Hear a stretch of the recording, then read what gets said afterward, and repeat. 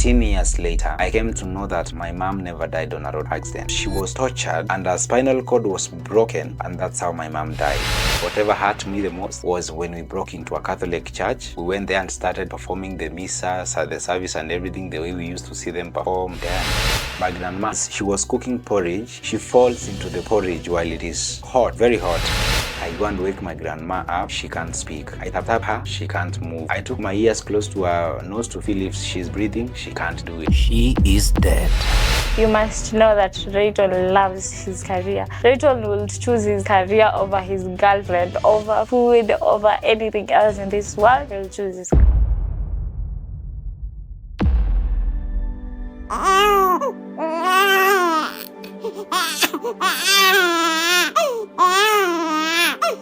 This is a story of a boy who grew up too early. A boy whose childhood was taken away from him too early. A boy who lost most important things in his life too early. This is not a movie. It is a real story.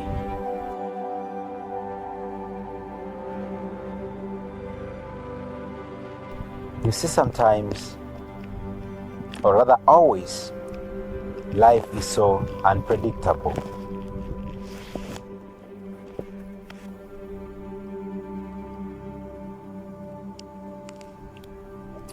This is not what I wished for. This is not the life I thought I would have. A life where you feel so lonely in the midst of people. A life where you feel so alone while everybody is on your shoulder.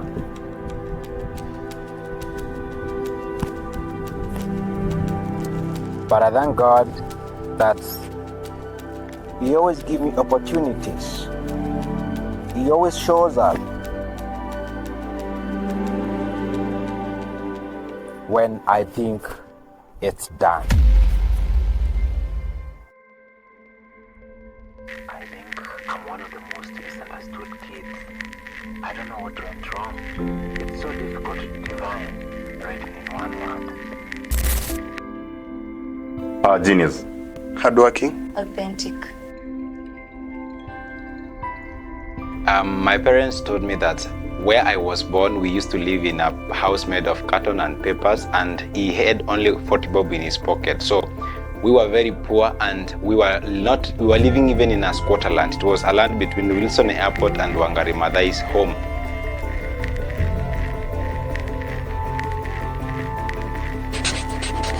When you're born into poverty and the description of the houses you used to live in, then that can tell you you were really born into hardship.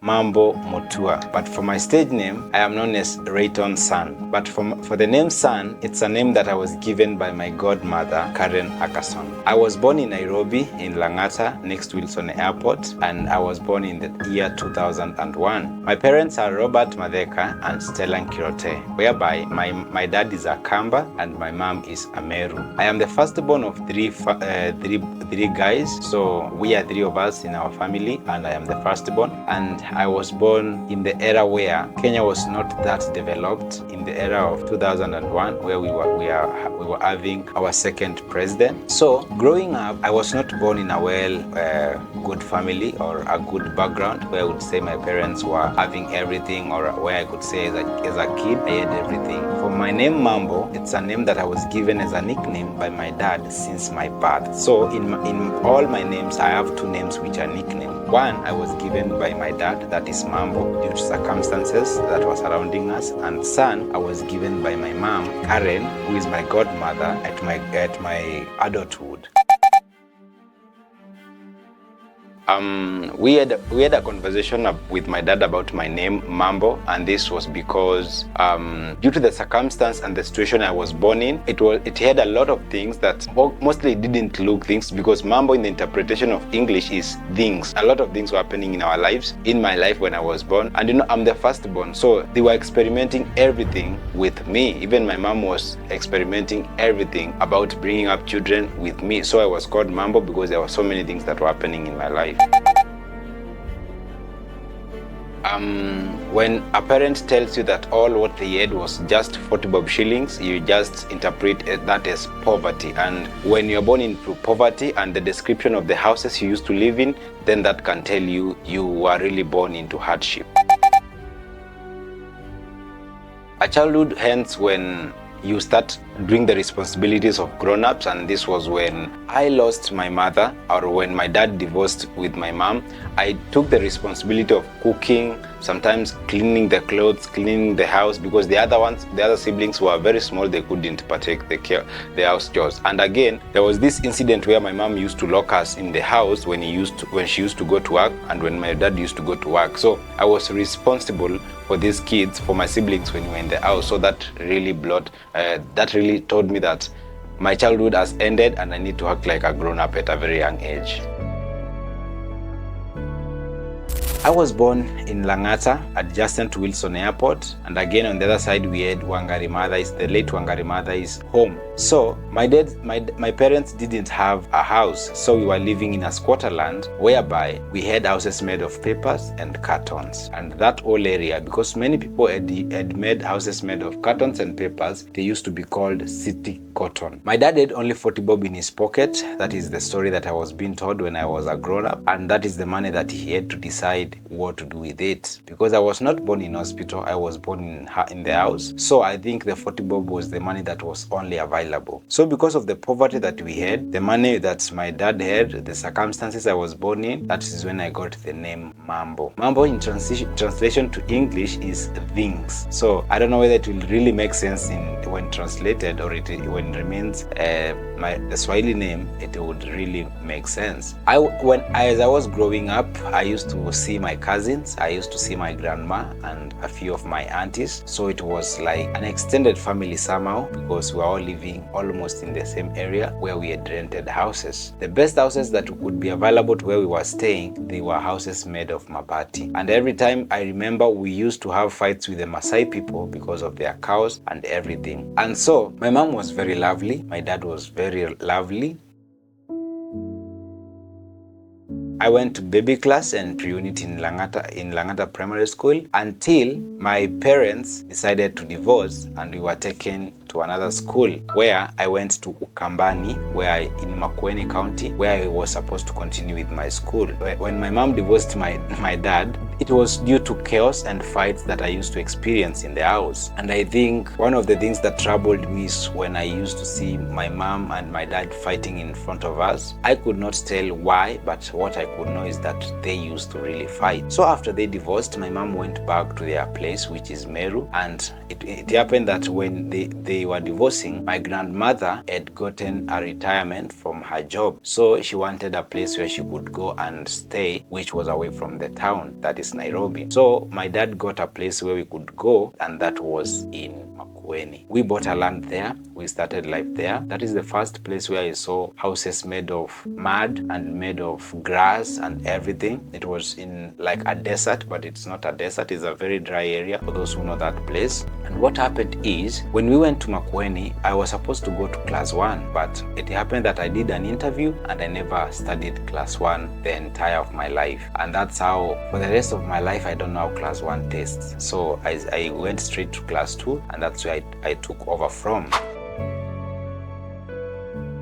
When my parents separated, the most difficult thing was realizing that the love that I should have gotten from both of them is divided.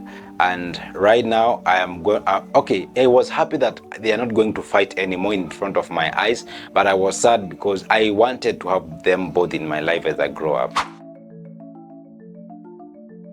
You see, when you are silent, people don't know where to attack. When you are silent, people don't judge you. And if they judge you wrongly. So I think when everything happened and I just went silent, One reason I went silent was because I could not do anything. I used to tell myself, when I grow up, I must ensure that my parents come back, until later in life that none of them was there permanently. Every day I sit down and wish that my mom was alive today, because now it is the 13th year without her, and it is something that changed my mentality, and I was like, I wish I could grow with my mom's love. I wish I could have an example in my house to see how I could treat even my future wife or my kids, because we learn things from example, what we see from our parents. So unluckily or unfortunately, I never had that. Going to Makueni gave me another experience, because this time we have my grandma, but my dad is working away from Makueni. My dad came back to Nairobi, and so this is where responsibilities started taking over, because now we have our grandma who is very sick. I have my 2 brothers who are very young, and so I'm the firstborn. I need to act like the father when my dad is not around. My dad used to send 500 shillings to do shopping for the whole week, and that's how terrible the situation was. And so we could buy maize 10 kilograms, beans 3 kilograms, mix them, then the remaining balance we can buy soap. And maybe you could go to the posho mill and make unga, or make the flour for just one day. So in a week we could have ugali, and the rest of the days we have githeri. One of the most difficult things I saw in Makueni was water. This place is very dry, and we could travel for like 5 kilometers at least to fetch water. And if we needed fresh water from the river, we could travel up to 20 kilometers. And so this time I had to train myself out to ride a bicycle. So we have the big bicycles, black mambas, where I could carry at least 3 jerry cans of 20 liters, where I could carry sometimes 4 jerry cans of 20 liters, or sometimes we use donkeys, of which we are not privileged to have a donkey. I and my brothers and I, we started schooling, and school again was also a challenge, since the school fees was also a problem. But I think my dad used to talk in a good way with the school principal, and they could give us a chance to keep on staying in school.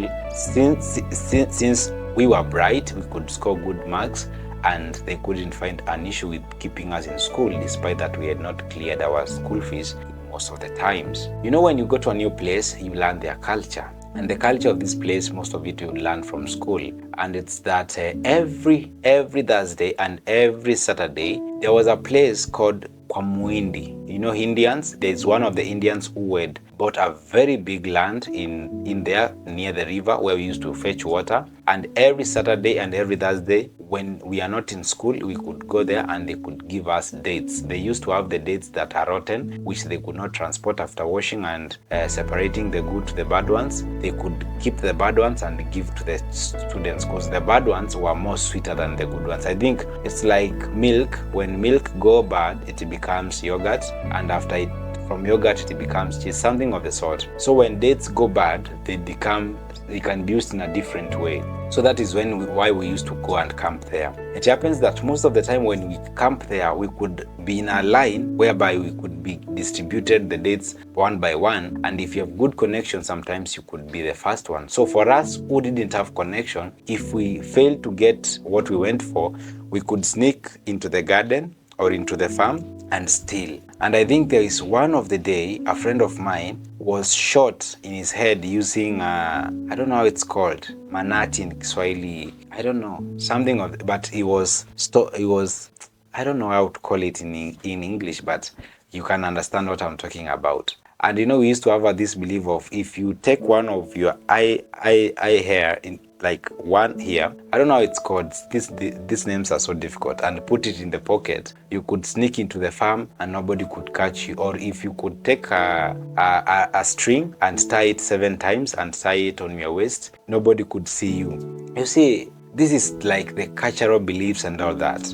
After that, something like being a thief is something that came into us, and it is something that started developing in us. And by the time we were realizing that we were no longer ordinary thieves, we had stolen from 64 families. Funny enough, we never stole money. We never stole anything important. We could steal food, sugar, eggs, chicken. Maybe sometimes you could steal even radio, and all these things. It happens that we were only caught one time, but this time whoever caught us was a girl, so we could escape so easily because we threatened the girl. I remember during the rainy seasons we could steal maize from people's farm, and we could go climb a baobab tree and start roasting the maize from up there. People in the neighborhood could just see smoke and they couldn't understand what's going on. So one day we go to this lady's house, we find that they are cooking food with pot. So we just took the whole pot, ran with it, then climbed into that baobab tree, and we started eating from there. Then his son came under the tree and told us to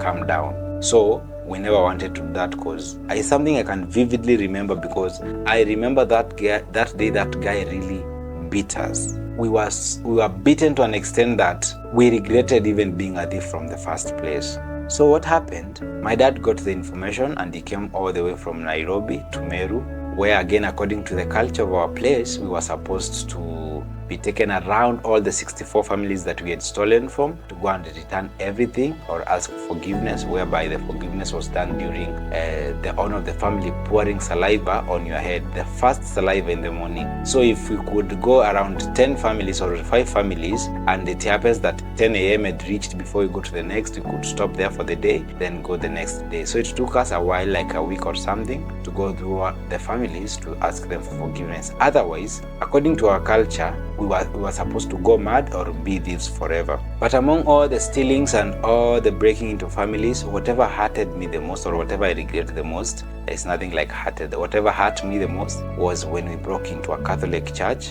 We went there and started performing the missa, the service and everything the way we used to see them perform. And I think that is one thing that even today I sit down and say, damn, that was one of the things that I regret the most. Moving forward, we started refusing to go to school. We could go to school very early. By the way, we used to go barefooted. If remembering, even when we go to school in the latrine, we could still go barefooted. And I think the government used to send food to those schools. If the food ends before the term, you could just start carrying food from home. And I remember we could go just sneak into a forest and act like we went to school for the whole day, do an assignment, we give ourselves assignment and we give ourselves marks, then we take it to my grandma because she was not that learned and again she was very old. So every time my dad asked, did they go to school? She could say yes. So I remember one day we were sleeping on a Friday. We were supposed to go to school, but we had not gone to school. So my dad had this tendency of coming from Nairobi without informing us to exactly monitor what we were doing. So this day he comes in the morning on a Friday and he finds us sleeping. Then he asks us, what is the day today? I say, it's on a Friday. He asks us, why haven't you gone to school? I say, we didn't feel like doing it. So he told us to sit on a certain rock that was outside the compound. And he told us, whoever runs away, I'm going to kill you. These are the words that used to sit in my head since then. Like, my dad would tell you, I'll kill you and nothing will happen to me. So I was like, these words were too heavy. But by then, I couldn't take much of it. It's just a threat. Then I couldn't run. Then he beat us. He threatens us. He says, next time if you don't go to school, I'll kill all of you. So we used to grow up knowing that school was the most vital thing in our life, although we used to know it in a different way. The hardest part of school is when you wake up, you are hungry, you have not eaten anything, but you still have to go to school. And in our time, I don't want to sound like an old person. I'm born in 2001, by the way. So we used to go with no shoes. We used to go barefooted. And remember, we are going to the latrines with barefoot. But luckily, I don't know, somehow we never got sick. We were used to be told in school about all these things, bilharzia, all this cholera, but we got none of them. So the hardest part was going school hungry and also going barefooted. I've quitted school several times since primary. We were going hide in the forest, act like we went to school, but we have not gone to school. But it's because when we go, sometimes you could wake up late, and we thought, like, in our school, you used to get a very severe punishment when you come to school late. So for me, I think I used to go to the forest instead of going to school. I do assignments in the forest, eat the breakfast that I was carrying sometimes in the forest, and act like I went to school. I used to give myself homework and mark them for myself, since we did not used to stay with my dad. So I have always wanted to quit, and even later in life, I quitted campus. You know, when you go to school, you realize you are the only people, we are the only children with no shoes, you are the only people who have not eaten, you are the only kids who have torn clothes. You tend to feel like you are not equal to other students. I know school in this country they have normalized something like, let us have a uniform so that we look equal. But again, with the same uniform, you might have torn clothes, you might have clothes that you have worn them for like 2 years, you know. So for me, I thought like we were not equal with other kids because they were richer than us. They looked richer and they were richer than us. It happens that now this time round, around 2012, remember I'm 11 and I'm just hoping that one day we will meet our mother, my real mom now. So before then, my dad marries another wife, but then they keep on fighting again. I remember there was a day we were sleeping, then at night we hear them throwing bags with clothes in the roof, and I'm like, what's going on? So it's like my dad throwing the clothes of the female on the roof so that the female doesn't go. And then my dad threatens to kill himself. We ran from our grandma's house to his house to see what is going on. So we find my dad with a rope. He wants to hang himself. They eventually divorced with this woman, and then later I remember we had someone who used to work in our home, and this is the time I can say I enjoyed the most because we could come from school, find our uniform was washed, and we find someone cooked. So this was the best moment. Then it happens that again my dad had quit the job where he was, so all these things flopped again and we go back to our normal life. One of the most difficult that we used to experience was when it is rain season. The rain could rain on the mud and the house would be destroyed and everything could experience flood and all that. So we grew up in a very tough situation, very tough condition and environment as well. But I believe when I look back then, I feel like it was a lesson. Right now I can't stay in such houses, but then because I didn't know any better, we could still stay in that place. In 2012, my mom dies. And you see, this was one of the most painful and most heartbreaking years in my entire life. Because even when I remember how the news were broken to us, it even makes it more sad. And I will tell you a story that I came to know right now, but I'll tell you as if I knew then in 2012. Someone says that my dad comes home and he sits us around the table and says, today I have something to tell you. So before I tell you, let me spoil you a little bit. He buys eggs, everyone will get 2 boiled eggs. Remember, getting 2 boiled eggs is a surprise according to us because we are not used to this. So we eat the eggs, and when you're almost finishing, he tells us, I have news that I want to break from you, and this news I got them from your uncle who lives in Meru. Then definitely I know it's my uncle or brother to my mother. So I was like, what's going on? What's the news? Then he says, whoever cries goes out of the house. Then my head spins around and I'm like, what does he want to tell us? Does he want to tell that my mom is coming back and all that? Then he says, whoever cries gets out. He says, your mom got an accident. And before he finishes, I said, did she die? Then he says, yes, your mom died. I think I started to see darkness, stars in the clouds and everything. And I needed a lot of time to process and understand that she had died. When I want to cry, I remember we were told, if you cry, you go out. And I used to know my dad as someone who would really beat you like a grown-up. My dad was, I don't want to say he was violent. I just want to say he was so energetic, like he could just give you a blow like another grown-up. Then I keep quiet and say, I don't know what to do. I look at my brothers, they are just silent. Have you seen people want to cry, but it's just tears rolling down? Because now if you use your voice to cry, then it will definitely beat you up. A day goes, another day goes. So remember, this time we have been told that my mom has gotten an accident. We stay knowing that my mom got an accident and we don't know nothing. That is 2012. Then we ask, are we going to the funeral? My dad says no. And that is what happened. We never went to the funeral and nothing. Then we are like, we can't do anything. You know, every time we have been told that my mom was the worst of the worst. So somehow we thought like not going to the burial, it's also okay. Because you see, when someone gives you a story, entertain the possibility that they can give you the parts that favors them. Because there's not a single day that my dad said he was wrong. He used to say my mom was wrong. So we took it that way.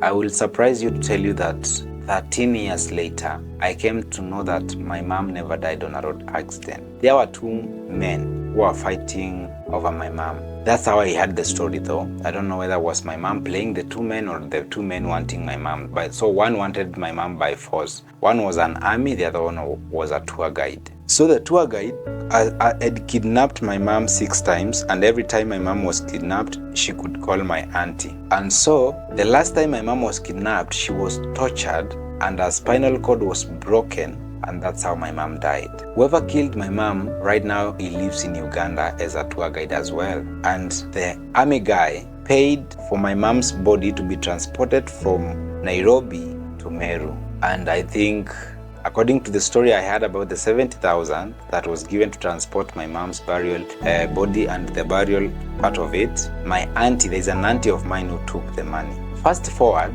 that is how my mom's story ended, till date and eternity. Thinking that is enough, 2013, my grandma dies. So as I told you earlier, my grandma had issues with her legs. He could not walk a long distance, or sometimes he could just stand and fall immediately. So I don't know what sickness was that, because none of my family members took her to the hospital. So one day, as she was cooking porridge, she falls into the porridge while it is hot, very hot, and she sits on it. So from that day, my grandma has never seated down, because the bat was burned so bad that even like after 1 week, we could see some insects. I don't know how to, maggot in her bat. So the house would smell so bad. We could, like, I'm the one to take care of her. So it happens that this day she falls sick and she couldn't speak. So he calls my dad and say, come, grandma is not feeling well. So my dad came all the way.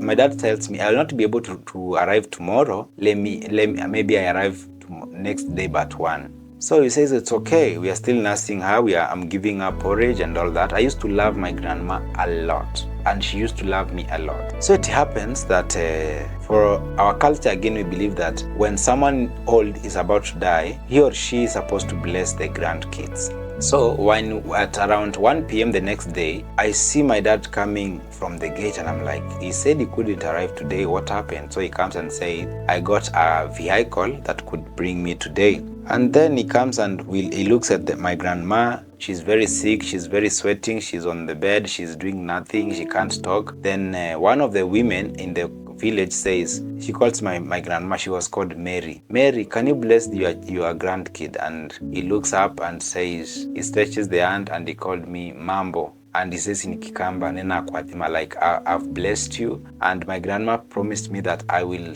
even one day go to America. We used to call it Ulaya. So she blesses me. She gives me these promises that I will land one day with an airplane. You know, she sees a lot of white men coming to bless my life. So for me, I couldn't understand exactly what does that mean. So I'm coming to interpret that later, because whatever she told me, I came to see it later. Then she after blessing me, she's told, bless the other two, because my other two brothers. So this time round, the hand drops, and now she can't speak anymore. I don't know what happened. She's told to bless the others. So they assume that they are already blessed because my grandma couldn't talk and the hand dropped. So she sleeps, and he says maybe when she wake up in the night, she will be able to bless the remaining others. At night, at around 7 p.m., going to 8, I prepare the porridge, and I'm like, I'm gonna feed her before the women, some women of the village who washes her comes around. And you know, this time around, my dad is around, so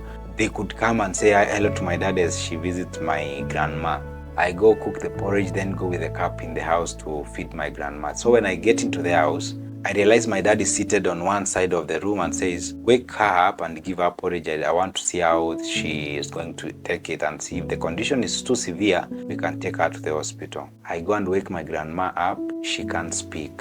I tap her. She can't move. I took my ears close to her nose to feel if she's breathing. She can't do it. I place the hand on the chest. No heartbeat. I try to sit her down. She falls back. I just open the eyes. I can't see anything. I'm like, what's going on? She has not started to be called, but I feel this person is not really with us. So I'm shocked, and I tell my dad with his just a shocked voice, Grandma is not talking. And he tells me, let her sleep. She will wake up later. And I cover my grandma. Then I run to the house to the other boys and say, I think grandma's died. So they all, instead of keeping it as a secret, they all ran again to the house where all the females were, my dad was, and they were chased again. So the next day I see my dad comes with a pickup, packs the body inside the pickup and takes it to the mortuary. You can imagine things that I used to see then. Your dad packs your grandma's body in a pickup, he drives it to the mortuary. I don't know, man. That was one of the heaviest things that I've ever seen. Now it is a void house, nothing. So this day, during the burial, that my dad wants to goes to the church, they ask the church, it was a Catholic church, if she can come, send a pastor or a father to come to the burial and preach. So they refuse because they says my grandma has no good church history. So my dad calls another friend from Meru to come and preach. Then this guy happens that they were late, they couldn't arrive in time. So my dad is the one who preached in that burial, in that funeral. So as he was preaching, the friends arrived and he handed over the preaching to the pastor. I come close to the grave. I see them dropping my grandma and I started screaming. So my dad chased me away. Then one of my cousins who was female started also crying. Whew, that was one of the hardest moments. And that explains the most painful deaths I've ever experienced. By this time, I'm thinking I've seen everything painful, but life is coming to be more difficult in future. Both of them, they were big losses because my mom, when I lost my mom, I lost my title. When I lost my grandma, I lost a good friend of mine. Someone who has nurtured me because I was nurtured in the hands of my grandma, but I was born by my mom. So I feel like they were all important, but my mom's death really shocked me because it is something I never expected. But for my grandma, she was old. Somehow I was expecting she can die, so my mom's death hit me hard. I remember during my grandma's burial, we were two kids who were crying, my cousin who is female and I. So when I came near the grave crying, my dad chased me away and he told me, go and lock yourself and cry from the house. So I did not understand exactly why I was told that, but it is something that really hurted me. I was like, that's not how it was supposed to be done, because we are all grieving. And that's why till date I grieve, because even in my mom's burial, I never attended. So I kind of feel like I lost closure, I lost the clarity of things, but I still grieve till date. And people never stop grieving, they learn to live with it.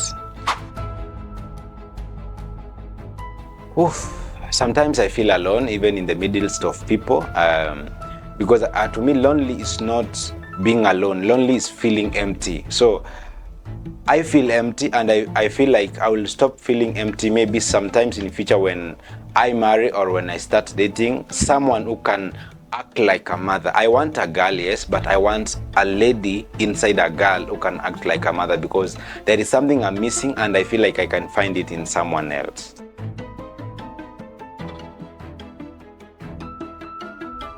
Hardworking. Rachel, I can describe him as authentic. Genius.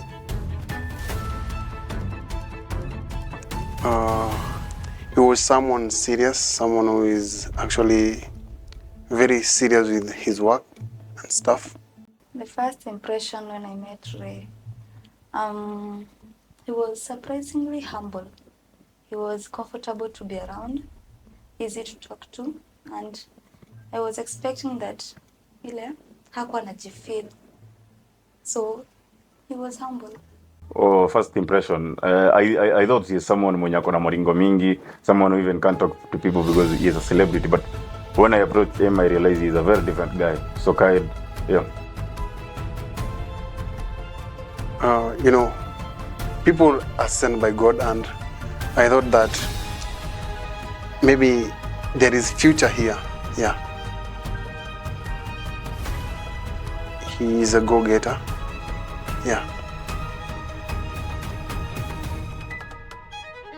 I'll say 8.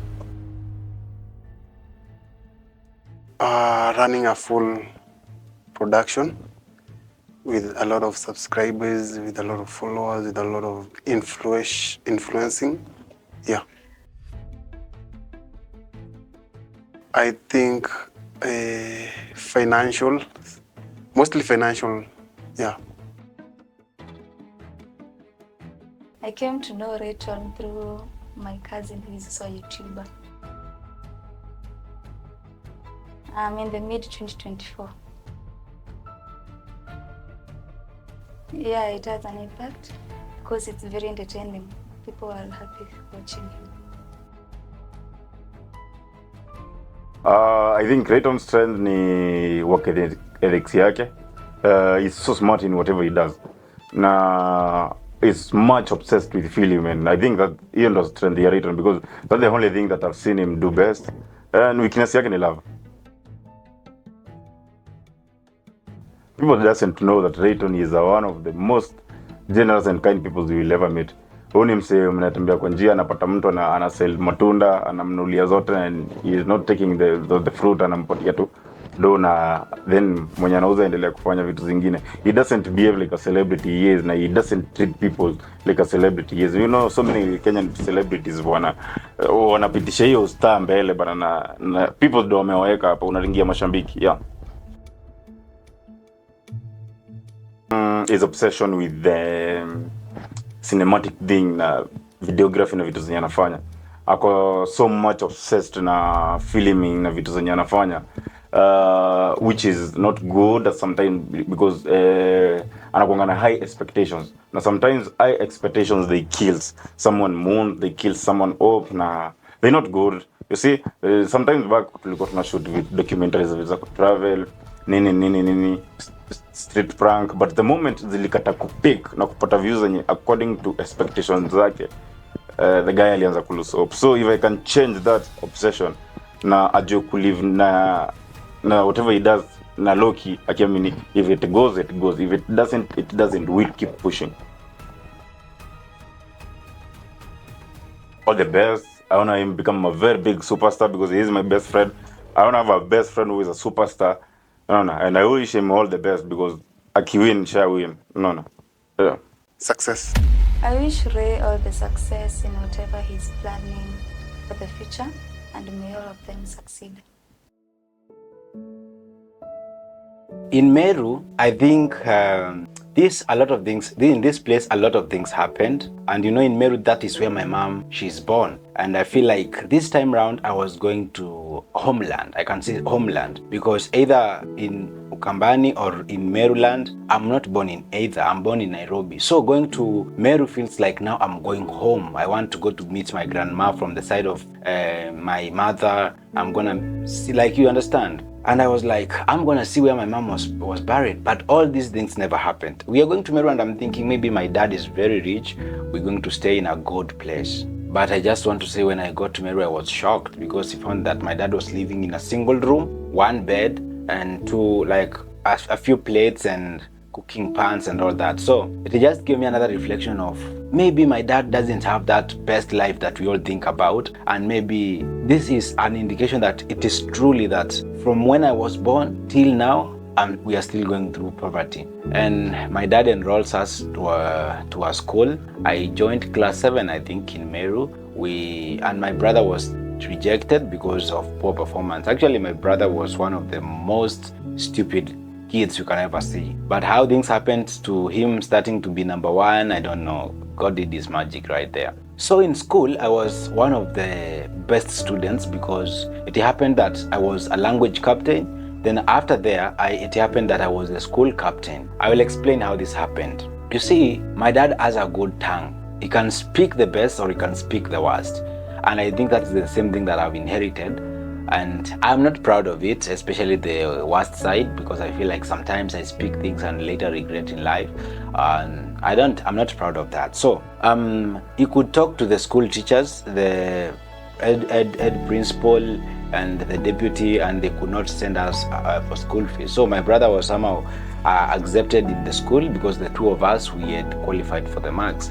And it happened that I was good in school. I was performing well. I was disciplined. I'm not one of the kids who uses drugs, because in primary school we could see many kids who abuses drugs. But since I was an exception, I was nominated to be like the language captain. And you see, my accent that couldn't sound like a Marian, neither a Kamba, because I'm born in Nairobi. So I don't know whether they confused that to someone who has a good speaking tone, or you understand, especially in English and Swahili. So they thought I could be a good language captain. Our school principal and I, we became good friends, and I think that's where the relationship developed. Till later in life, I'm seeing she's helping me to getting even people who are in my life right now.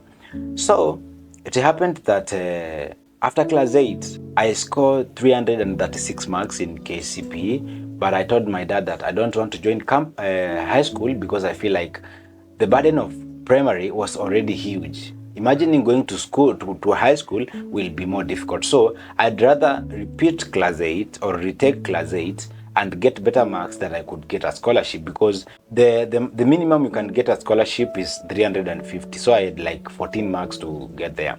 What I did, I just went to my school principal. I talked to her. Our school principal was a she. So we talked, and I told her that I want to retake class 8 because I feel my dad can't really take me to campus, to high school, that is. And I feel like if I retake class 8, I'm going to get good marks that maybe someone would find it good, or banks could maybe give me a scholarship. She said she's very happy with the decision and she's going to pay half of my school fees. And funny enough, she ended up paying everything. So I salute her for that decision and that help, because somehow that's when I started seeing God. You know, I was going to church this time, and I told my pastor, please, I want to be seen in television because of as the best performing student in Meru. And he said, believe it and you're gonna receive it. So a funny story is, when I retook class 8, I scored 386 marks. Our number one had 426. I'll never forget that guy. He was my good friend. He was called Alex. And so it happens that this day, when citizens are coming to our school and other television to come and film the guy or show the guy, he wasn't available. He had gone to be circumcised, because according to Marian culture, you're supposed to be circumcised during the December holiday. But for me, since I'm a Kamba, I was circumcised at maybe in class 2 or 3. So I feel like that was an advantage, because when citizens came there, they found that whoever had the guy with the highest marks, I was the one, because the others were not available, because I was like position 1, 2, 3. I was position 4 in our school, and we were two boys from number 1 to 4 and 2 girls. So the boy was number 1 was not around, so they introduced the girls, and I was interviewed as the boy in the television, and that's how I got to be seen in the television. I was so happy, and I thought that was the best decision that I could make. I talked and discussed with my dad about it, but I had to go to each and every bank to see if I can get a scholarship. But funny enough, they all rejected me. So I'm seated in the house this time round, and I'm stressing, how am I going to high school? But I told my dad, regardless of the marks that I've scored, if I'll just go to any school, I'm okay. But if someone comes and wants to educate me, I'll be so glad. So this time around, I've given up. Then my dad gets a call from our school principal, says, Rayton has been a good student. He has performed well. He has been disciplined the whole year. We've not had disciplinary cases with him. So I think there is someone who wants to educate him. And I think he needs to do an interview. But here there's a few things that he needs to do before we take him. And it happened that this now is the woman who turned from a stranger to a sponsor to being my godmother, or rather to being my mom. That transition has not taken a few times. It has taken 8 years, and that is my mom, Karen. Actually, today, as I'm recording this video, it's her birthday. And I'm so happy because it happens that I was taken into a program. It is called Tumaini program, and they educate kids, and each kid in that program has a sponsor.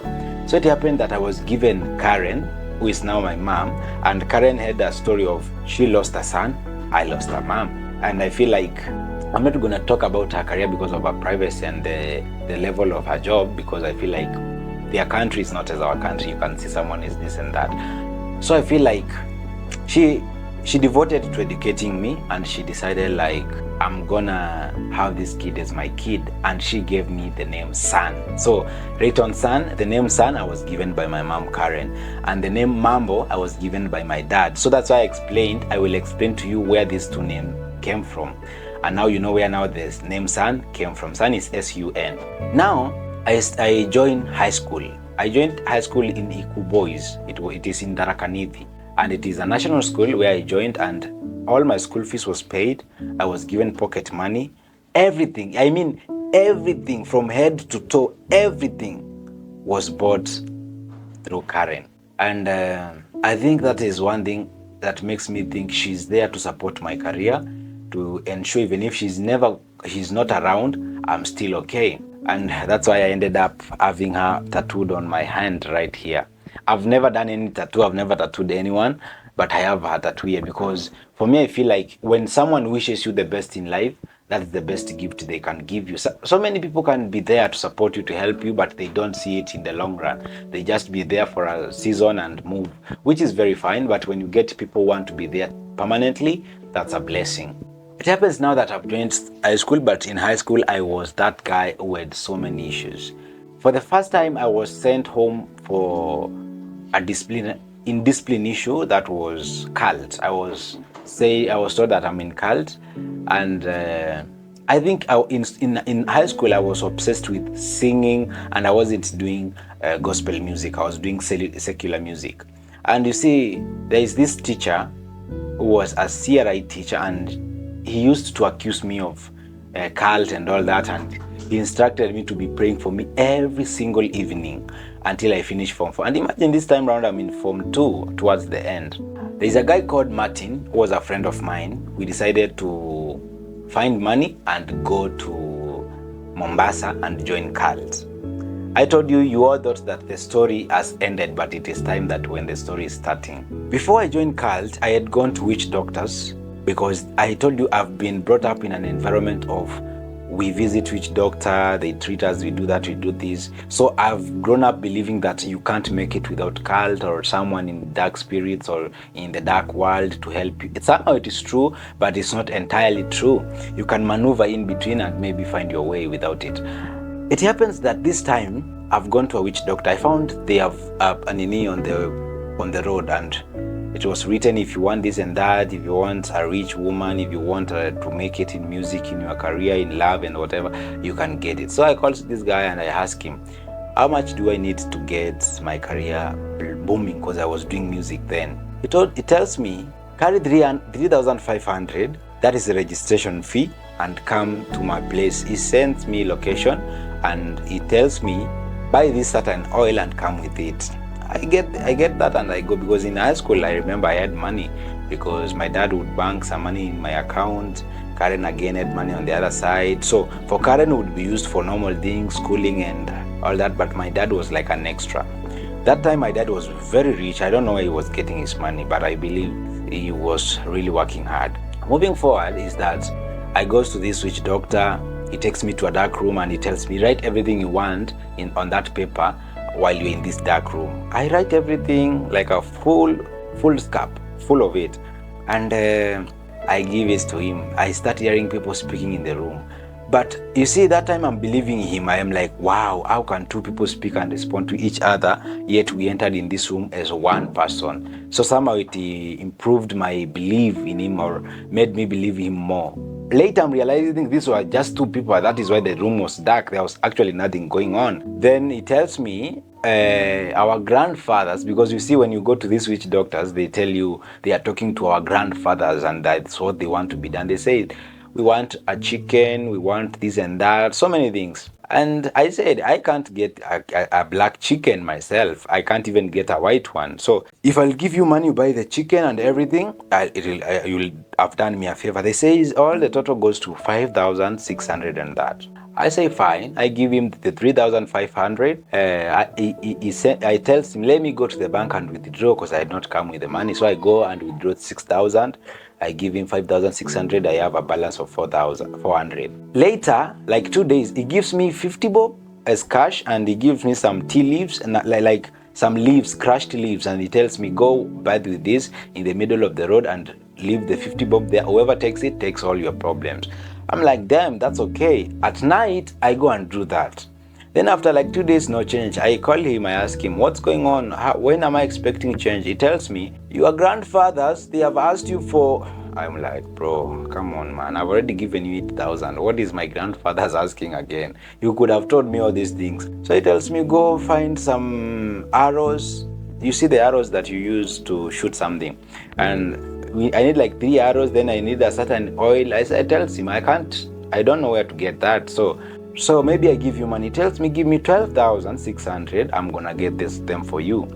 I tells him, I have 10,000. He tells me, okay, send me 11,000. I still persuade, I have 10,000. So it tells me, send me 10,600 because that number, I don't know what that number does to the spiritual world. I send him. Then 2 days goes off. That day, he tells me, your grandfathers, I think Rayton was somehow stupid. I'm coming to think about it and I'm like, it was fucking funny. So he tells me, your grandfathers, they need 3 goats, 3 black goats, because they have said your career is something that needs a lot of power and you will be fighting so many people. I'm like, yeah, that's the point. I'm going to be fighting with the Akina Diamond Platinums, Harmonize, Rayvan and all that. I'm like, now it's working. I send him, he tells me, send me 33,000. But I remember I sent 26. And he told me, send me, I said I have 25. He tells me, send 26, we can buy the goats, but the other thing you can perform for free because we see you are very dedicated. So I sent him 26,000. Then after like 4 days, he calls me, he says, we've gotten the goats and they are already with us, so we are looking forward to call you and come and perform the ritual. I tell him, I'm okay, I'm good, and I'm glad that you are on a good progress. So I feel like when you call me, I'll be ready anytime. He tells me, fine. So now I'm like, yes, it's happening. He calls me next day. He tells me, we need the 9,000. No, we need the 7,000 so that we can do our part. I'm like, wait a minute. Are you still where I found you? He says, yes. I just took like 3,000, went to look for my boys. I had friends who are border guys. I tell them there's someone playing with my mind. I've sent him more than 40,000 to 50. And he's kind of jogging with my mind. I think I'll pay each of you. I was paying them around 200 each of the guys. So I was carrying like 7 guys to 10 guys. We go and we find this guy there. The rest is history. I think this guy, he has never seen a crazy guy like me. I was so young, but I had so many things running in my mind. So that story ends and I'm like, now I don't want witch doctors. I want Illuminati. The conship in the Facebook starts there. I send people money. They con me. Someone sent me to Machakos to wait for them there to pick me because they told me we have other members who are picking in Machakos, so I'll pick you there with my V8. So go there and wait for me. So I go there. He doesn't receive my calls. 1, 2, 3 days. I go back to Meru. And I say this time round, I'm not gonna consult anyone online. I'm just taking myself to Mombasa, and that's where the story of Martin came into. We were to go with him because Martin is this guy who said, I want to have money, do pool parties, but me, I wanted to have money to be a star in the music industry. So our goals were different, but the plan is the same. It happens that this time we have not gone to school, we go to Mombasa. We're going to Freemason Hall in in Mombasa. We find someone in that office playing piano. Martin and I, we are thinking, why don't we hear people singing or chanting in this Freemason Hall? Then the guy comes and asks us, what do you want? We say, we have come to join Freemason. He looks at us and he starts laughing. He asks, how old are you? I mention my age. He asks me, how old are you? I say my age because when I was in Form 3, I was around 17 or 18 years. I was somehow late with school, especially in the high school, because primary have really affected me. Every time we go to a different county, I go and start afresh. So even the corona thing also affected me, that I could not finish school in time. It happens now, this guy says we cannot be initiated since those people are not around. Second thing, You cannot come to Freemason by your own. You need to have a friend who will bring you here. In short, there is a rule called A1, B1 that you need to follow. Ask 1 and B1. Then we were like, where can we get these friends? Because we will never know who is Freemason, who is not. And you can't define people by how rich they are to know whether they are part of it. Because everybody says we are not. Maybe it's for their privacy and all that. It tells us, for you to get a friend, you need to come next year, April. You remember we are August, so it tells us after 8 months, that is April next year, they will come here to do their rituals and ceremonies. So while they are moving around, you can make friendship with one of them, and you can start from there. Remember, this time around, students have gone back to school, and I'm still at home. I'm still in Mombasa with Martin. So Martin somehow gets tired. He calls his mom and says, "Mom, I'm tired. I did this and mistake." The mom says, "My son, you are very important than anything. Come back home." I say, "Oh, that's a nice move. Let me call my dad again because I'm giving up. I can't allow Martin to leave me in Mombasa alone." My dad asks me one question: "Who took you to Mombasa?" I say, "Martin took me to Mombasa." He asks me, "Who is Martin?" I say, "He's a friend of mine." He tells me, "Tell Martin to bring you back. And when he brings you back, don't forget to tell him he should take you to school." Things were so random and difficult. Martin books the bus and he goes back to Meru. I'm left there thinking, how am I going to survive? But this night, as Martin was waiting to board the bus at around 11 p.m., we went somewhere and met a certain watchman. I will never forget this guy. He talks to us. Martin goes to Meru. I was left with this guy. He tells me, "If you have no place to sleep, let's go to my place. I will host you until the day you will feel like you want to go back to Nairobi, to Meru." He hosts me. I find he has a wife, 2 children, and he's sleeping on the floor like he's not rich. So for him, hosting me is not that he was rich, and he didn't want anything from me.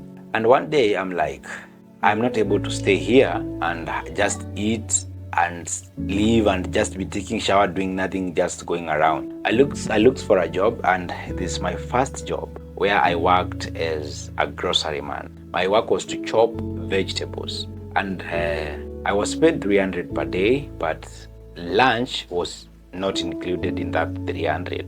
Lunch was aside that money. So this is the first time I'm working, and it's a job that I don't like. I've never thought of it. This time around, I don't even know too much about online thing. Nobody knows me. I don't feel like I'm feeling ashamed.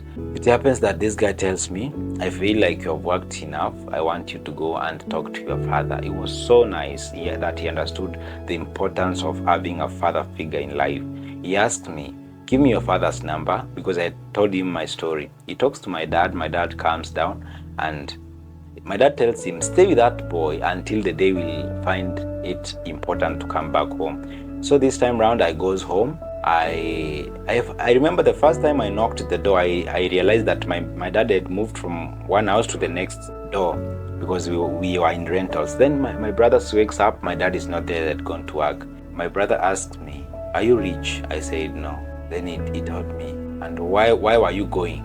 Then the last born asks me, "Why are you still speaking in Kikamba?" I think I thought you're supposed to be speaking in Swahili since you have stayed in Mombasa. I stayed in Mombasa for 1 month that time. I remember after that we had so many issues with my brother and my dad. So this time round, I did not go back to my school. This is what happened. I went to school and these people started accusing me. And you see, when my dad came to school, he made things worse by saying where I was, what I had gone to do. And I found Martin again and had gone to school earlier before me, and he had said everything. So I was in a very deep soup and hot soup. And the way they treated me, I just remained in school. Then like after 2 weeks, I goes home and tells my dad, "I've been sent home and I am suspended for 2 weeks. But I don't feel like I need to go back to that school." Sorry for that. He tells me, I think it's like you don't want to go to school anymore. But this time around, I'm thinking I'm going to disappoint Karen. I'm going to disappoint my teachers, because in high school, again, I was smart. I was performing as well, especially mathematics and physics. I was so good in that. And maybe English, Swahili is not that much. I couldn't, because I don't know whether I was so ignorant, because I was like, Swahili is a language that I was born in. I can write, I can read, I can think. So I could not give much attention in it. So I used to fail Swahili most of the time, but English, mathematics, and physics, I used to perform so well. It happens now, I sent myself home and I went to a day school. I was having a maths contest certificate, a science congress certificate, and I was also having another certificate of being a Form 1 and Form 2 class manager. I think in our school we didn't call it class prefect or president. We used to call it class manager. But later in Form 3 I was removed because of so many things. It happens this time, I took myself to a day school and I went to admit myself. I tell the school principal, she was a female, she was a female, let me say that. I don't know whether it's repetitive or something. So she asks me, why do you want to come to this school? I give her my certificates, my notes, and she tells me, go to the deputy principal's office, show the notes, and if you have enough notes, we'll admit you. That's how I was admitted in that school. I remember even my admission, I was given admission number in Form 4 towards the KCSE because it was needed. I was enrolled in just a different way and an awkward way. It happens in this school now. In my school, I could be top 10 or top 6, top 5 sometimes, but in this school, I was always number 1 position. There is a guy who had been position 1 since Form 1 to Form 3, and this is the first time he's getting number 2 because I was in that school. My mind is telling me, Rayton, this is a mixed school now. You can have girls, you're gonna have the most beautiful girl in the school. The high school thinking and all that. And wow. After all the performance and everything, I was made again the school language captain. Because in that school, whoever is deputy school captain is in Form 3 and is the one to be school captain when we go to Form 4. So there is no way I could be elected. Again, you needed an history of being in the school at least for 90 days for you to be given the school captain post. So what happened? The only post that was available and they wanted to give me because of my performance was either the education captain or the language captain. So they said for the education thing, we need to give to someone who has a good relationship with the school deputy principal. And I was not in good relationship because I had no school history. So the only post that was available was for the language captain. I get that and I feel like I'm good, but everyone in the school assembly wanted me to be a school captain. I was so somehow friendly. You see the character of me smiling and laughing everywhere and forgiving students and coming to, I have this mentality of life is fun, we can have snacks in school. I have not been used to having snacks in my school. Now that this freedom is there, I buy these things, I come with them in school. So students tend to love me a lot. And again in class, in my school, kids, we were like help each other in exams, discuss before exams, and they love that kind of momentum. So they were so close to me. It happens that I found a girlfriend. This is the first time I can say I fell in mature love. The first love, I was like Zainab in pre-unit baby class. So when I tell people that story, they laugh and they say that was not genuine love. But I say it was genuine love because I did not know anything else. I did not know how to do sex. I did not know how to borrow money. I did not know how to benefit, how to use people. But I used to love this girl. It happened that now I am falling in love with Bridget. Bridget, she was this very beautiful girl, not so smart in class, but she was an average student. And it happened that she was dating a certain guy, but he decided to leave the guy because of me. But she lied to me that he didn't have... No, the first love was in primary. I loved Neema, a girl called Neema. And I think this is the first time I was taken to a police station because Neema could come out of their home, do no work. We meet, we talk the whole day, and she couldn't care going home. So it happens that now with Neema, this time round, our mom feels so bad and sends a police guy. So we were arrested in the middle of the forest because it's like someone snitched on us. So we were arrested and I was taken to police. I was so beaten to a point that I did not know exactly what to do. And I don't know why we were beaten because we were all underage. So 2 days later, I call Neema with my dad's phone. I was in the toilet and I asked her, do you still love me? She says yes. Then after she says yes, I start crying. We've never done anything with Neema. Not a kiss, not a not sex, but hug, yes. I think the first time she kissed me on my cheek, and it was on my birthday. She came home for us to do the birthday, and that's why I don't like the birthday thing. I think I was traumatized with the thing, because growing up, I have never had a birthday. The time I'm deciding to do a birthday, we go, and during the birthday, I bought the cakes like 2 weeks before the birthday, because I felt like I'm gonna eat this money. So Karen sent me the birthday money for the first time in April, and it is the first time I'm doing a birthday, and I had gone to Form 1 dating Neema. So when I got this money, I was like, let me buy the cakes before I eat the money, because it was sent like on 5th of every April, and my birthday was on 27th. So I buy the cake. During the birthday, we realized they are expired. So it was me, my two brothers, Neema, and I, just 4 people who wanted to do the birthday. So we found the cake were expired. And imagine I was supposed to do birthday with cake and water, and like no juice, nothing, no popcorns, no sweets and all that. Just music, cake and water. You see, coming to look at that life, I'm like, that was hell. When we realized it was expired, we decided to go for a walk in the forest. Where we were staying, on the other side there was a small river, temporary river, and a forest and like a valley.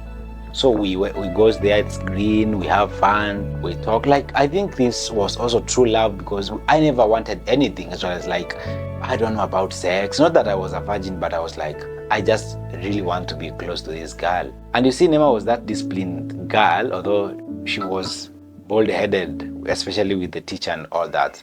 And again, she is someone so polite. She doesn't talk, but she's so beautiful. You know, so we were arrested, taken to police, we were beaten, and after the call, we said that we love each other. But it happens after I was bought my first smartphone by Karen again. Oh my God, she has done so much to me. And I post Neema on my status and Facebook. Then girls from our school, they see the picture, and some of the girls were in the scholarship, Tumaini scholarship that I was in. So they knew the girl, so they start talking to the girl about me. We are in the same program with this guy and all that. So Neema gets angry. One day as I was cleaning my clothes, I saw her on the gate. She never told me that from their home to our home, it was like something like 12 minutes. That's around 3 kilometers to 5 on walking. So I see Neema on the gate, and she's like, I want us to part ways, but you need to delete all photos on your timeline and never post me again on your status. I was like, what's happening? What's wrong? She said, I think you are breaching my privacy. I was like, wait, if I've done it, then I'm sorry, but you don't need to break up with me because of that. So I feel like this time we were not together during the 3 months in school because we were all in boarding. The love ended up deteriorating. I'm thinking about that later, but at the moment I'm not thinking about it. I told her, okay, I will delete. Then as she's going out, I say, can you follow her and please try to beg her? Then another mind tells me, if you beg, you might end up having not true love. Just let her go. If she comes back, maybe it is true love, or maybe she's just playing around. And that's how we broke up with Neema. I told her I will visit you after 1 year? Yes, I told her I will visit you after 1 year, the same date as today. But I visited her after like 1 year on my birthday, and I was in Form 2. So I visited her and asked her, I think you're having a good life since you separated with me. You see, this time around I don't have her feelings, and I'm asking her to see like what was really going on. She tells me she's regretting so much happened. He got another boyfriend, they broke up, and this boyfriend misused her. And I was like, it happens in life, you understand? Yeah, you meet people to teach you lessons and all that. I move on to Bridget. Bridget again, she's dating, but she doesn't want to tell me she's dating. One day as I'm coming from church, I just hear a motorbike behind me slowing down, and then a horn. I stop, and as I'm looking forward, someone gives me a blow. I fall on a ditch that was alongside the road. And then this guy tells me, how do you know Bridget? I say, I don't think there's anything wrong. He tells me, how do you know Bridget? Another slap, pa! Then I stand, ask him, why are you even beating me and you have not explained to me anything? He tells me, Bridget is my wife. If I see you again close to her, I'm gonna blow your mind. I say, oh my God, what's going on? So I call Bridget. I say, let me call her because I don't have that information. I call Bridget. She comes out of the house crying and shouting because their home to our home was like 1 kilometer, so it's like around 6 minutes or 7 on walk. So she comes with the cousin, and the cousin says, she asks Bridget, between these two guys, who do you love? So the guy is with Taxi Mira on the mouth, so she's like, who do you want between me and Rayton? Then Bridget says, I want Rayton. I've been with you for 2 years, but you have disappointed me. So he goes away feeling angry, and then the cousin threatens that guy. So my relationship with Bridget was somehow deep because she could come from their home, come clean my clothes, cook we eat, you know. And in school we could revise together. We could spend a lot of time together until even the teachers realized that Bridget and I, we have so much in common. And every time I fail in exams, they think it's Bridget. So this time round, I'm like, what am I going to do? And the reason as why we broke up with Bridget, I think it was when I went to campus, or maybe my career issue, because she did not like the fact that I was doing music. She was saying, Rayton, you are so bright, maybe you can try something like engineering. Music will make you have so many girls and you're gonna play. So she was seeing the long-term part of it. I think that's why we broke up. I did not move on. I stayed. No, you remember this time around I'm in Form 3, going to Form 4. Then, after I dated another girl, but we broke up somehow. It is posted somewhere. And this time round, I went to campus in Nairobi, and this is where I met Yesta. So our relationship starts there. I have dated Yesta and another girl. I don't know whether I'm allowed to mention her name, because you see sometimes I need to be very careful with names of people. And because Yesta, actually she will tell you about me. Rayton is unpredictable. I'll say he's this person who, like, he's not, whatever he says, he doesn't stick to it. You may plan something and then tomorrow he's not in whatever you planned. Maybe you say tomorrow we meet, he'll just sleep. I don't know if he dreams at night, I don't know. At night he'll wake up and say, I was thinking today we don't meet, let's meet another. You can't describe him, you can't say anything if he has not said. He's so amazing, he's a vibe. He's this person you'll want to stay with him, you'll want to talk to him, you want to do a lot of things with him. If he gets, I don't know if he really gets mad, because if he gets mad at you, he will tell you. You just talk as grown-ups and you fix it. But then you can say anything you want to say about him and he will respond. I met him 3 years ago on TikTok. In relationship, he was the best. Actually, he was the best thing that happened in my life that time. He's so, he likes to be babied. I don't know if girls do love guys who love to be babied. Okay, Rayton likes to be, the way men treat their women, at some point, Rayton would want to be treated that way. He's this guy, sometimes he's moodless. He'll say, I've remembered something. He wants to be hugged. He wants to be treated as your king. I guess he looks for a mother. You understand? Right now, I don't really have anything I want to change about him. But kitambo, I used to have it. And I see he's really working with it. Rayton used to complain a lot, even in his videos. Kama you've been watching him from the table, he likes complaining. Oh, my mother, this. I don't know. Or these times, no. I guess he's working on it. He doesn't complain. He will not say anything negative. He will always be positive, and that is the best way to go. We were not arguing. We were so okay, but then we couldn't continue being together because of the distance. The distance was so long.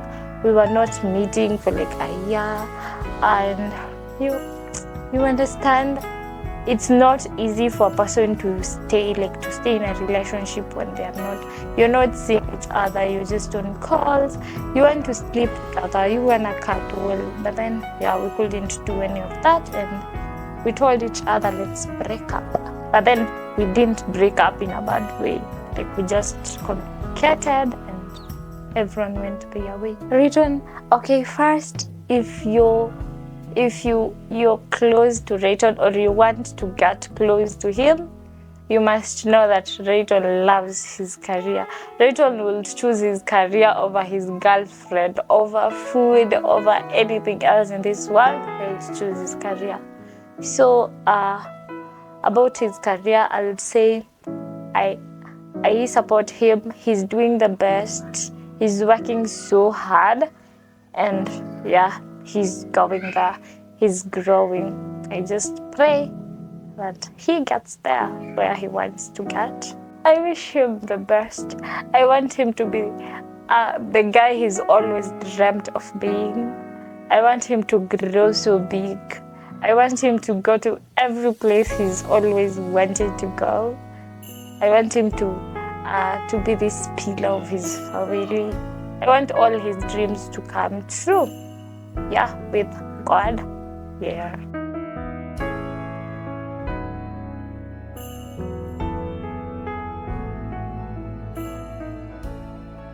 I remember I worked in this place for 3 weeks and I was like, no, this is not the place I want to be, because I didn't like how girls, when they come from the houses in the morning, they want to ask for sex. They even say they will pay me, and all that. And sometimes I thought, I don't know what could happen at this point.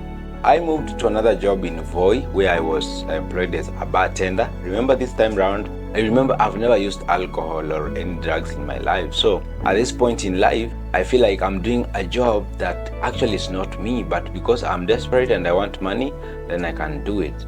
At Voi, working as a bartender, there was only one problem that was occurring. People would go with my bills. People would fight. I would fight with people because they don't want to pay bills. And again, I felt like this is not the best job, the best place I want to be. So after like 1 month, I was supposed to be paid 9,000 and I had a short of 6,000. So at the end of the day, I was supposed to be paid 3,000, and that's why I felt like, no, I need to quit this job.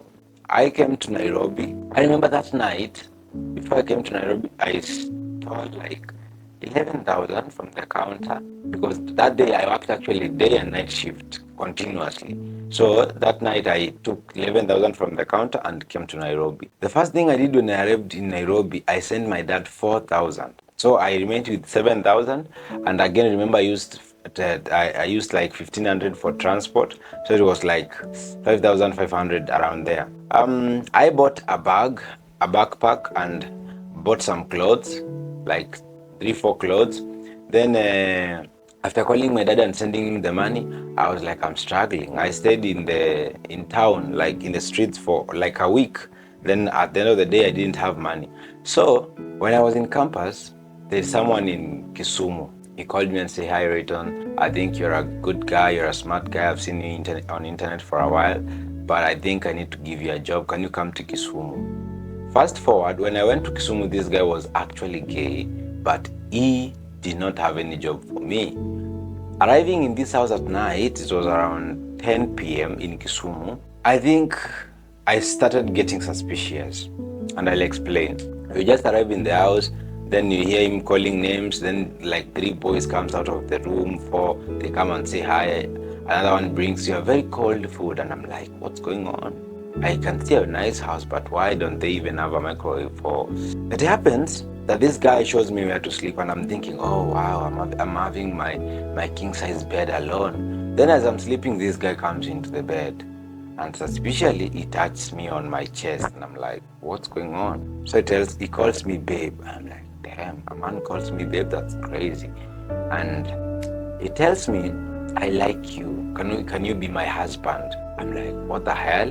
Bro, this is a man-to-man business. Why do you even think I can be your husband? So I sit down on the bed, and he asks me, why are you seated? Then I say, I need to go to the sitting room. I need to go and watch. That night, I didn't sleep in the bed. I slept at the couch. And I think that is the day our enmity started. So the next day, 2 more boys adds in. And so, he shifted the focus from me to the other 2 boys. One of the boys was a Muslim. He was like one of my best friends in that room, because we had the same feelings that this gay shit is not our thing. I didn't say that being gay is a crime or a bad thing, but if it's not your thing, don't do it. Same way gay people say, if being straight is not your business, don't be. You get it? So it happens that we started to plan with this guy from Mombasa on how we're gonna escape. So like fast forward a few days, we part ways. I go to Mombasa. In Mombasa, I go there, work a few jobs here and there. So after Mombasa, that's when I returned to Meru and I started working all these other jobs. So when I'm in street in Nairobi, this is like 4 months later, I called another guy. I say like, I'm stranded in Nairobi, but can I come we record the song that you want to record? Then he tells me, whoever gave you my number is the one that I should ask for permission if I'm allowed to have you. Then it happens that the guy who is supposed to be asked for the permission is the guy I messed with him in Kisumu. So this guy tells me, I'm somewhere, can you come to my place, blah, blah, I go. Now, things started taking a different direction. When I'm in this guy's house again, he starts to mistreat me. He tells me, are you still straight or you changed your mind and realized who you are? And I was wondering, why is it that everybody says that I need to change my mind and be gay for them to know that I've realized myself? I know maybe sometimes I have gayish look, and sometimes when boys are pretty, that there's a difference between being cute. So many people tells me, Rayton, you're not handsome, you're pretty. And I'm like, what does that mean? You are beautiful. I don't know, maybe it's the earrings or the hairstyle. And I don't know. So it happened that this guy, after I said I'm still straight, he started mistreating me, telling me to wash clothes, to wash utensils, to cook and wash the house. Then one day he tells me to clean clothes for the boys in the house, because we were around 6 boys in one house, 1 bedroom. I said, no, I cannot do that because I'm not that desperate to a position, to a point that I can do anything for survival. There's some things that I couldn't do at that time. Yes, I know there's so many things that I could sacrifice for, and in this documentary, I'm also going to tell you what I sacrificed for. Fast forward, it happens a day that there is a celebrity who was coming to visit this guy. And so all the boys were sent out and we were given each around 500 to go to the club. And this is the first time I'm finding myself in a gay club. And this is where the reason as to why even most of you today see me as a testimony, the reason as to why most of you know me today, this is the first day that things were going to change to what they are today. This is the first time I'm seeing Jude in the club, and I'm like, it's becoming, and I'm like, this guy, I've seen him somewhere, but I hate him. I used to hate how he used to have wigs and all that, how he used to speak, how he used to slay, So for me, I think even now, I don't like men who be like, bitch, I love you. I don't like that, honestly. But I don't know how me and Jude ended in the same basket. So it happens that I saw him with a boyfriend. I don't know whether they had parted ways. I'm not allowed to mention the boyfriend. Maybe I might be the ex-boyfriend, that is. I don't know. It happened. He came to me and he said hello and all that. Then nothing much. It happened when I went home. Back home with the boys, there's a guy who followed us from the club, and I explained to him exactly what is happening, and he promised me to find me another place. So I moved to another place from this guy's house who was mistreating me, and in this other place, I found again this guy wasn't straight. I'm not gonna mention names for security purposes and privacy. I'm not gonna. Is it breaching anybody's privacy or So many crazy things happens to me in this house. But I thank God all through the journey, nobody has ever done me anything. I was the guy who was always with my stand. If I have to move, I can move. So one day I called this guy and say, I want to move out of your house since I'm not gay, and me and you, I don't want us to quarrel. He said to me, Ray, I don't want you sexually. If you're straight, that's fine. I'm not hosting you because I want to sleep with you. No, I'm hosting you because I know you are in need of. So I stays with this guy. Then after some time, Jude calls me. He says, hello, this is so and so. I'm like, damn, how did he get my number? But I remember I had my number on my TikTok bio. We talk, and the same night after he hangs up, I text him and say, can we collaborate? No, he asked me, can we collaborate? Then I told him, yes, we can. He claims to love my content. I don't know if that was true, but then I believe. And then after we planned to collaborate, we were like, what can we do? Then I came up with the idea of cloud chasing. But the rule was, don't tell anyone, even the people who are interviewing us. Let them know it's true. And we started, everything happened here and there. we are in this journey of cloud chasing, the wedding, everything. It happens now, after 6 months. I don't know whether Jude started falling in love then, or he had started from the way before the time he was texting me. I don't know.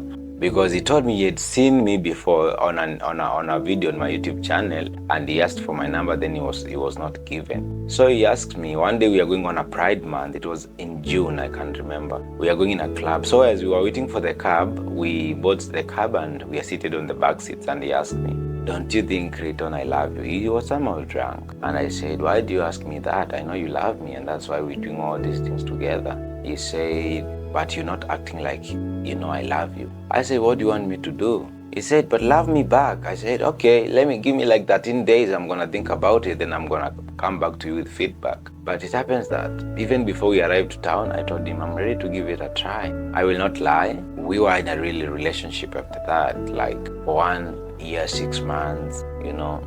And these things, I'm never proud of anything of the sort. I'm not regretting. I gather the lessons as I move forward, because probably they were happening for a reason, you understand? So the life starts with Jude. A few people comes into her life, a few people comes into my life as the journey goes on. We lost Chira before. I think we lost Chira even before Jude and I had done so much. So we were somehow committed here and there. His birthday happens and we were not still in love, you know. So many things happened. So all these crazy moments are happening and we're good.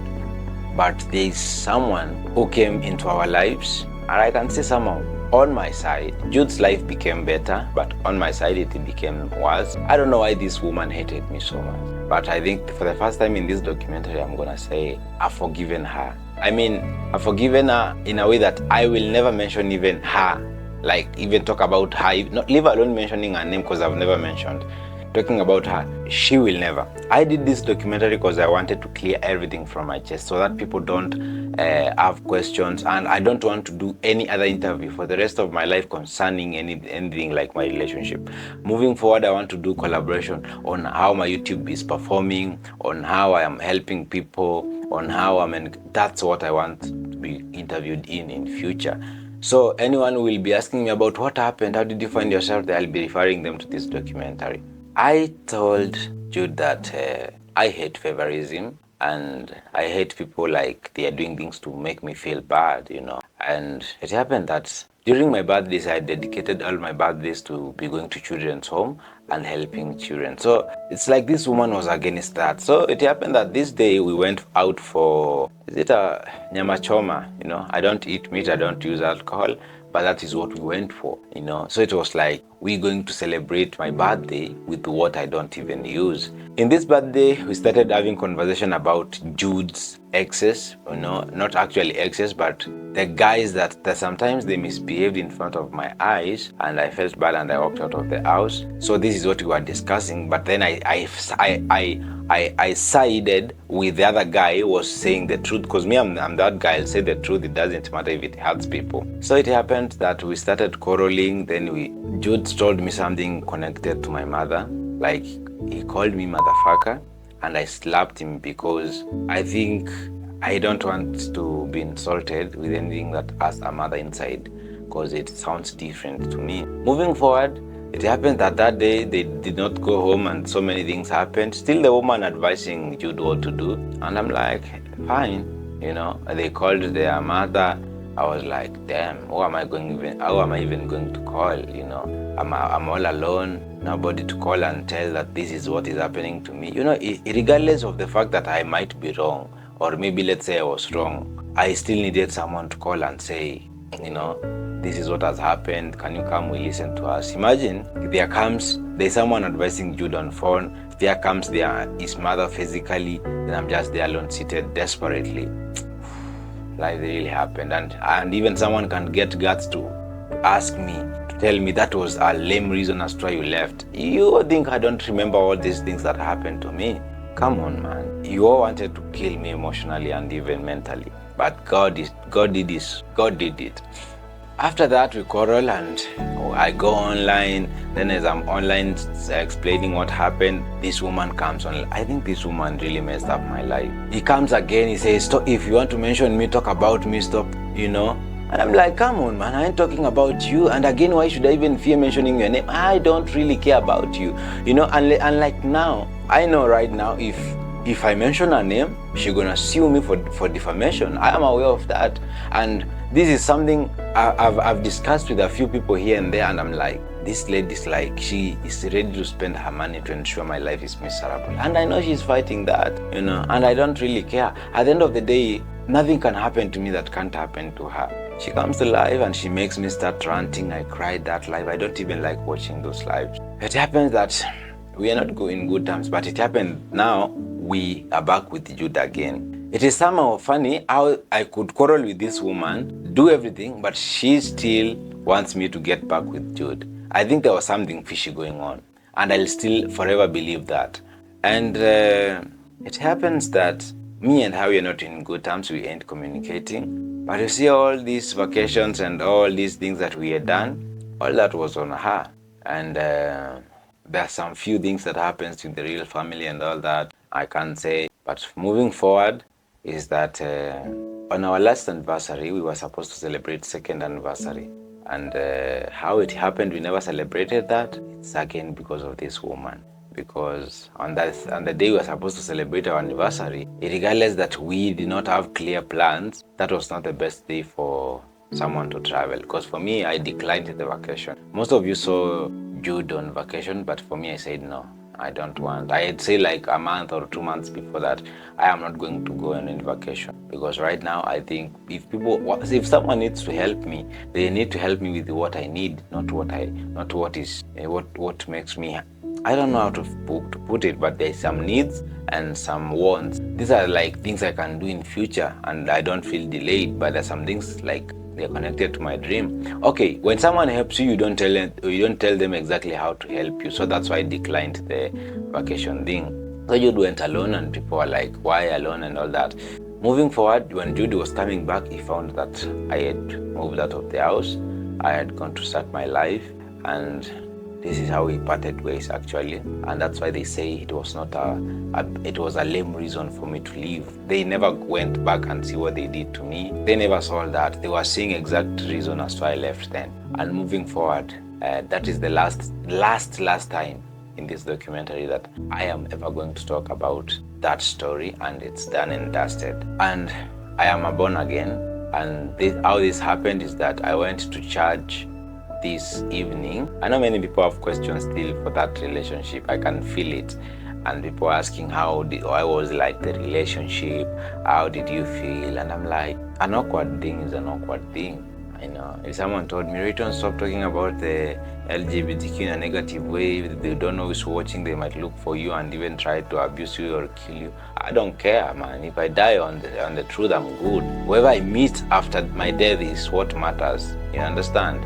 Yeah, I can't stay on grounds of fear because I can hear people have power here and there. Let them do whatever they want to do. Yes. So on this night, a girl tells me, let's go and maybe celebrate the first year crossover in our church. I said yes. I was like a one-time thing, then the next tomorrow I'm gonna go on with my life. Then on this night, I remember on the countdown, I started feeling so emotional because I did not know that I could see 2026.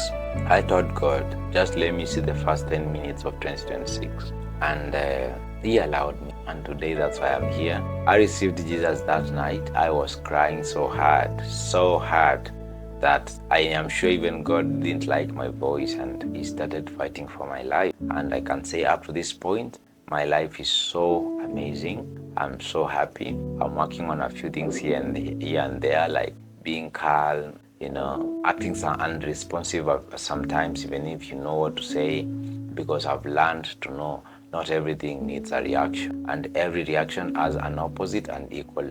Every action has an equal and opposite reaction. So some things don't need reaction. Just block people, just leave people alone, let people do whatever they want to do, because at the end of the day, it all matters about them. You come as a second thought. And same to me, I decided to be the first priority. And that's why I told Rayton, I love you more than you know. I really do. You know, I really care about you, and I'm not going to give up on you. And that is my story.